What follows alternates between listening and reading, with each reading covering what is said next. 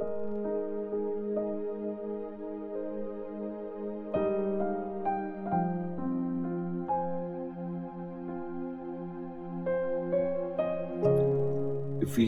chapter 1. Para sa mga kapatid dyan sa Ephesus, mga pinili ng Diyos at tapat kay Christ Jesus.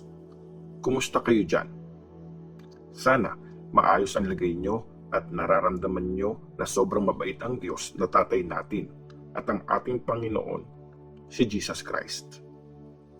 Galing ito kay Paul, pinili ng Diyos para maging apostol ni Christ Jesus. Mga spiritual na blessings.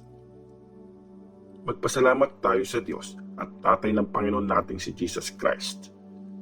Dahil connected na tayo kay Christ, bless niya tayo ng lahat ng klaseng spiritual blessings na galing sa langit.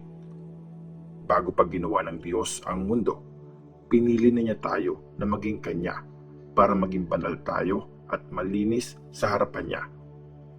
Dahil sa pagmamahal niya, nag-decide na ang Diyos na ituring tayo mga anak niya dahil kay Jesus Christ. Ito talaga ang gusto niyang mangyari. Pina-experience sa atin ng Diyos ang pambihirang kabaitan niya na binigay sa atin ng walang bayad sa tulong ng minamahal niyang anak. Kaya dapat lang napurihin natin ang Diyos. Sinacrifice ni Christ ang dugo at buhay niya para iligtas tayo. Ibig sabihin, pinatawad na ang mga kasalanan natin. Grabe, sobrang bait ng Diyos. Sobra-sobra ang kabaitan niya sa atin.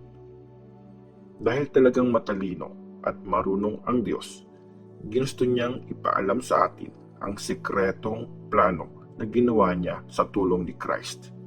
Ito ang plano niya.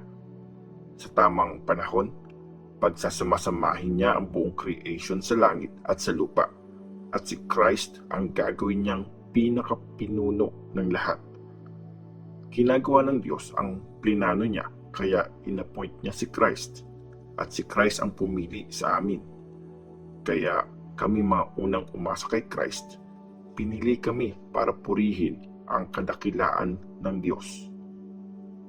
Kayo rin, nakasama kayo sa mga pinili ng Diyos nung narinig nyo ang totoong mensahe, ang gospel na nagligtas sa inyo. Naniwala kayo kay Christ, kaya nilagyan kayo ng tatak, yung Holy Spirit na pinangako niya. Yun ang katunayan na Diyos na ang may-ari sa inyo. Ang Espiritu ang guarantee na tatanggapin natin ang promise ng Diyos sa mga sumusunod sa Kanya. Siguradong palalayain niya tayong lahat. Praise God. Ang prayer ni Paul. Kaya nga, simula nung nabalitaan ko ang pananalig niyo sa Panginoong si Jesus at ang pagmamahal niyo sa lahat ng mga Christians, hindi ako tumitigil sa pagpapasalamat sa Diyos para sa inyo. Hindi ko kayo nakakalimutang ipag-pray. Nire-request ko sa Diyos ng Panginoon nating si Jesus Christ, ang dakilang Ama, na ibigay sa inyo ang Kanyang Espiritu. Siya ang magpapatalino sa inyo at ipapakita niya sa inyo kung paano makikilala ang Diyos. Pinagpipray ko na maliwanagan ang mga isip nyo para malaman nyo ang pag-asa na binigay sa inyo nung tinawag kayo ng Diyos. Malaman nyo sana na napakayaman at napakaganda ng mga blessings na pinangako ng Diyos sa mga taong pinili niya. Pambihira ang kapangyarihan ng Diyos sa atin na mga nagtitiwala.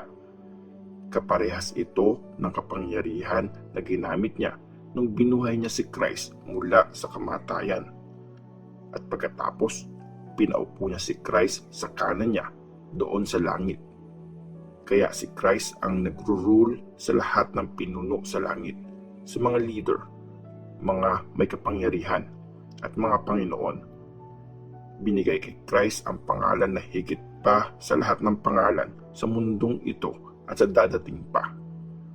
Nilagay ng Diyos ang lahat ng bagay sa ilalim ng kapangyarihan ni Christ at binigay siya sa church bilang pinakamataas na Panginoon ng lahat. Ang church ang katawan ni Christ. ito ang kumukumpleto sa kanya at si Christ ang kumukumpleto sa lahat-lahat.